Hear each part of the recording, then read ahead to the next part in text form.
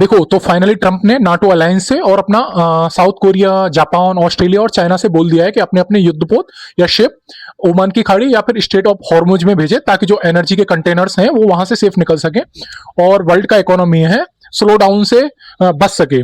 सबसे पहले हम समझ लेते हैं कि ऐसा स्थिति होने का क्यों नौबत आया इतना सुपर पावर होने के बावजूद अमेरिका के। तो अमेरिका और इजराइल के टारगेट्स क्या थे, ऑब्जेक्टिव क्या थे ईरान वार में? सबसे पहले आईसीबीएम या बैलिस्टिक मिसाइल के डेवलपमेंट को रोकना ईरान में।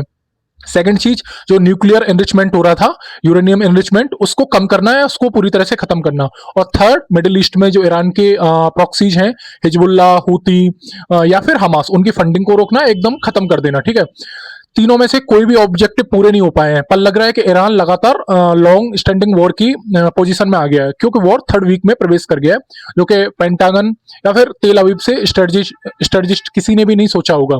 तो अब इसमें क्या है कि ट्रंप ने लगातार बोला है, फ्रांस को भी बोला है, ब्रिटेन को भी बोला है। जो स्कूल का बच्चा होता है, जब दोस्त उसको कुछ नहीं देते तो रूठ जाता है, वैसे ही ट्रंप कर रहा है।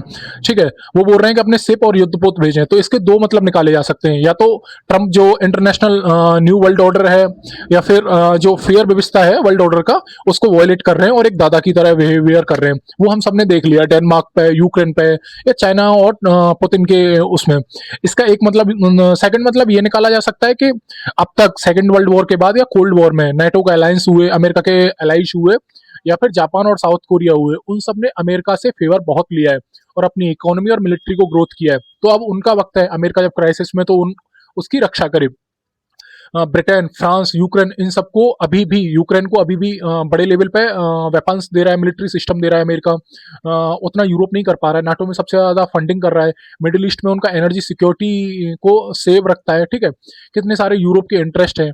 ठीक, चाइना को डब्ल्यूटीओ में इंडल्ज कराया, यूएसएसआर के खिलाफ खड़ा किया, जापान और साउथ कोरिया को न्यूक्लियर जो ट्राइंगल है, नॉर्थ कोरिया का, चाइना का और रसिया का, उसके खिलाफ सुरक्षा देता है अमेरिका, वहां बेसिस बना के। ठीक, ऑस्ट्रेलिया को भी सबमरीन वगैरह दे रहा है, जो चाइना का ऑफेंसिव स्ट्रेटजी है उसके खिलाफ।